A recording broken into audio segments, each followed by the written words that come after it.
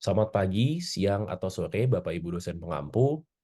Dalam kesempatan kali ini, saya dan teman saya Andi, kami dari kelompok 6 akan menjelaskan hasil paper review kami dari sebuah paper yang berjudul A Simulation-Based Optimization Methodology for Facility Layout Design in Manufacturing yang diterbitkan pada tahun 2020 oleh Enrique Ruiz Zuniga dan teman-teman.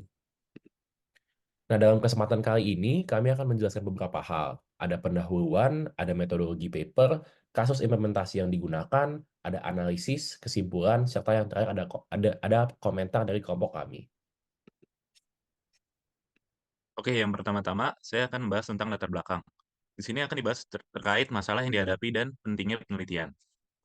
Yang pertama itu pada tahun 2020, industri manufaktur menghadapi kompetisi global yang semakin ketat dan pergeseran dari produksi massal ke kustomisasi massal. Nah, ini mengakibatkan memerlukan peningkatan efisiensi produksi. Selanjutnya, yang kedua, itu banyak pabrik lama mengalami inefisiensi karena tata letak yang telah dimodifikasi. Dan diperluas secara tidak sistematis selama bertahun-tahun. Nah, ini dapat menghambat komunikasi antar departemen dan mengurangi fleksibilitas terhadap demand. Yang ketiga, yaitu kebutuhan akan metodologi generik untuk desain tata letak fasilitas yang optimal. Ya, ini padahal desain tata letak fasilitas yang efektif dapat mengurangi biaya hingga 30%. Selanjutnya ada tujuan dan manfaat. Sini saya simpulkan tujuan utama yaitu mengintegrasikan teknik simulasi dan optimasi untuk desain dan perbaikan tata letak fasilitas. Yang kedua, menyediakan pendekatan yang mempertimbangkan kendala produksi dan logistik. Manfaat dari research ini yaitu meningkatkan efisiensi aliran material dan produk, mengurangi biaya operasional, membantu manajer dan pemangku kepentingan membuat keputusan yang lebih baik. Selanjutnya ada ruang lingkup. Nah, ruang lingkup di sini, yang pertama itu, desain tata letak blok atau block layout. Nah, ini berfokus pada desain tata letak blok, yaitu, menunjukkan lokasi, bentuk, dan ukuran, tanpa mempertimbangkan detail tata letak dalam setiap area. Yang kedua, ada fokus pada produksi dan logistik. Nah, ini integrasi antara sistem produksi dan logistik, eee, fokus pada bagaimana desain tata letak mendukung proses produksi dan logistik yang efisien, termasuk penanganan material, penyimpanan, dan transportasi dalam fasilitas. Selanjutnya ada batasan masalah. Nah, ini tidak mencakup detail tata letak internal. Nah, penelitian ini tidak masuk ke detail bagaimana peletakan dan stasiun kerja diatur dalam setiap area tersebut. Yang kedua, fokus pada implementasi praktis. Penelitian ini lebih fokus pada penerapan praktis dan hasil yang dapat diimplementasikan di dunia nyata, daripada menjawab semua pertanyaan teoritis yang mungkin timbul dalam konteks akademis. Baik, Next. selanjutnya kita akan masuk ke dalam metodologi. Nah, perlu diketahui bahwa dalam paper ini tuh dibahas juga metodologi-metodologi sebelumnya dalam paper-paper pendahulu yang pernah dikembangkan oleh peneliti-peneliti lain. Nah, berikut ada beberapa metodologi yang sudah dipakai-pakai sebelumnya. Yang pertama oleh Zhang dan teman-teman, itu ada hybrid antara Mixed Integer Linear Programming ataupun MILP dengan Ragagrian Heuristics, yang mana di sini itu dipakai waktu itu tujuannya untuk optimasi biaya produksi, biaya material handling, dan manajemen tempat. Kemudian dalam kasus selanjutnya, itu juga digunakan simulation-based method, yang mana mengintegrasikan antara algoritma matematika dan metode heuristik. Nah, di sini itu tujuannya menyeimbangkan performa operasional dan biaya perencanaan. Kemudian dalam kasus yang ketiga, masih oleh Zhang, itu ada optimization approach berdasarkan fuzzy demand ataupun permintaan yang dengan metode fuzzy. Di sini tujuannya itu adalah untuk meningkatkan fleksibilitas layout. Nah, selain Zhang tadi, ada oleh Ali Azadeh juga dalam paper yang diterbitkan. Di sini digunakan integrasi antara simulation dan mathematical programming. Nah, dalam hal ini dipakai untuk minimasi average waiting time atau waktu tunggu dan maksimasi utilisasi mesin dan operator. Kemudian ada juga oleh Wei dan teman-teman. Di sini digunakan metode yang menggabungkan antara chaos genetic algorithm dan time mapping. Nah, di sini itu tujuannya untuk optimasi layout dengan sistem manufaktur reconfigurable ataupun yang dapat diubah-ubah sistem manufakturnya.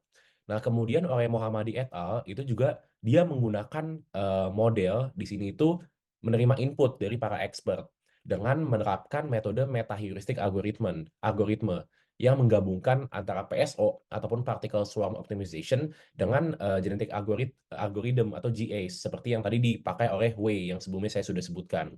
Nah, dalam kasus Muhammadi ini dipakai tujuannya untuk minimasi jarak antara fasilitas dengan ruang kosong. Ruang kosong di sini maksudnya adalah dead space ataupun ruang-ruang tidak terpakai. Kemudian yang terakhir oleh Za et al. Itu Za dan teman-teman maksud saya, di sini itu digunakan metode hybrid fuzzy dengan multi criteria decision making. Nah, tapi yang membedakan ini dengan sebelum-sebelumnya, ini digunakan combination weights. Keunikannya ada di combination weights-nya. Nah, tujuannya itu untuk mengatasi keterbatasan pada faktor-faktor yang ada yang redundan, lebih tepatnya pada fasilitas layout manufaktur pesawat gitu. Jadi kelima peneliti itu sudah mengeluarkan metodologi yang memang sebelumnya sudah dipakai juga gitu. Tapi apa permasalahannya sih sebenarnya? Permasalahannya itu adalah tidak ada approach yang jelas ataupun tidak ada generic approach nih untuk membuat FLD atau facility layout design yang mempertimbangkan sistem produksi dan logistik. Nah, kalau misalnya tadi kita lihat pada peneliti-peneliti sebelumnya, itu selalu mempunyai fokusnya masing-masing dan belum ada yang fokusnya itu benar-benar hanya pada sistem produksi dan logistik. Nah, oleh karena itu, kita bisa melihat di propose metodologi ataupun metodologi yang dikembangkan oleh penulis paper yang kami review ini. Jadi, seperti yang tadi teman saya ucapkan, di sini menggunakan simulation based optimization. Dengan kata lain itu mengintegrasikan antara simulasi dan optimasi. Nah, metode ini sering disingkat SBO. Nah, dalam hal ini, itu implementasinya ada dua level. Ada makro ataupun strategic level, dan ada mikro ataupun tactical operational level. Nah, seperti namanya, kalau makro itu melihat gambaran secara besar, melihat jumlah produk per tahun, melihat perpindahan raw material antara fasilitas. Dengan kata lain, makro level ini tuh untuk manajemen biasanya. Nah, kemudian kalau untuk yang mikro tadi, itu melihat proses secara detail, lebih ke menganalisis, masuk ke dalam produknya, melihat produk family, melihat perbedaan material, melihat unit-unit transfer. Nah, ini umumnya tuh untuk engineer. Nah, dalam metodologi SBO ini, ataupun Simulation Based Optimization, itu ada 5 tahap pengembangan. Yang pertama ada awareness. Pada dasarnya, awareness ini mendefinisikan tujuan. Yang kedua itu ada diagnosis, yang mana ini tuh memperjelas detail sistem saat ini dan targetnya ke depannya kira-kira mau sistem yang seperti apa. Kemudian yang ketiga development. Development ini di mana pemodelan ini dilakukan, baik sistem produksi dan sistem logistik. Dan juga dilakukan simulasi di development ini. Nah, di keempat, evaluation sesuai dengan namanya. Model yang tadi sudah dibuat dan sudah disimulasikan, direview, dilihat kembali. Dan jika sudah dilakukan evaluation, maka ke tahap yang paling akhir, ataupun conclusion, mengambil keputusan. Nah, untuk di bagian kanan ini bisa dilihat lebih jelasnya mungkin. Bisa dilihat lebih jelasnya, berikut merupakan gambar ataupun ilustrasi yang menjelaskan tahap-tahap antara makro dan mikro. Makro bisa dilihat, ini lebih secara general ya, dimulai dari awareness ada ideal plan, diagnosis itu lebih ke constraint, data collection, development-nya lebih ke decision antara material delivery, define alternative layout design, evaluation itu lebih ke pemilihan selection-nya, kemudian conclusion itu decision making. Nah, perbedaannya dengan mikro, itu mikro jauh lebih detail, karena memang mikro itu tadi seperti yang disebutkan, itu lebih ke tactical operational level. Kurang lebih sebenarnya sama, cuman pada micro level ini tuh memang lebih spesifik saja. Dan yang paling jelas perbedaannya kelihatan itu adalah bahwa kalau pada level makro itu optimasi dan simulasinya pada produksi dan logistik dilakukan di dua tahap yang berbeda. Produksi dilakukan di development, sedangkan logistik dilakukan di evaluasi.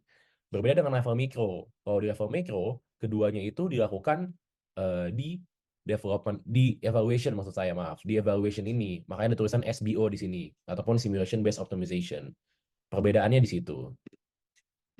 Baik, kita kembali lagi.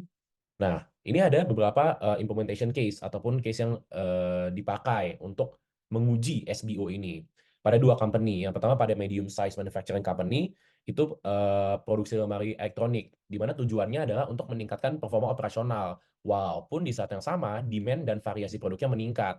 Nah, dengan menggunakan SBO pada kasus ini tuh faktor kritis untuk mencapai tujuannya teridentifikasi. Dan faktor tersebut itu adalah harus dioptimasi pengaturan rantai produksi dan proses produksinya. Nah, akhirnya dibuatlah FLD yang lebih teroptimasi ataupun Facility Layout Design dengan basis faktor kritis tadi. Nah, untuk kasus yang kedua, SBO ini diterapkan pada company yang lebih besar yang memproduksi pompa air, di mana tujuan dari awalnya itu untuk meningkatkan kualitas, namun dengan tetap bisa meminimasi biaya dari redistribusi layout yang perlu dilakukan, ataupun perubahan layout yang perlu dilakukan. Nah, layout optimasi itu berhasil dikembangkan dengan konsiderasi peningkatan sistem produksi dan logistik. Jadi pada dua kasus ini, SBO itu berhasil untuk diterapkan. Oke, selanjutnya masuk ke bagian analisis. Di sini saya akan bahas sedikit singkat tentang Discrete Event Simulation Model dan NSGA 3. Yang pertama, itu gambar yang di atas bisa dilihat, itu merupakan Discrete Event Simulation Model. Nah, ini merupakan proses analisis dari research paper ini, menggunakan model simulasi untuk menilai sistem produksi dan logistik terkait tata letak. Lalu, identifikasi kelemahan dan bottleneck dalam sistem melalui simulasi tersebut.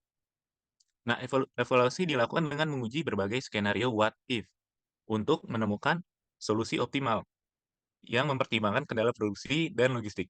Selanjutnya, metode optimasi di sini non-dominated sorting genetic algorithm atau NGSA 3, NSGA sorry, digunakan untuk mengoptimalkan parameter. Nah, parameter-parameter ini adalah AGV, work in progress, lead time, buffer capacity, dan transportation route.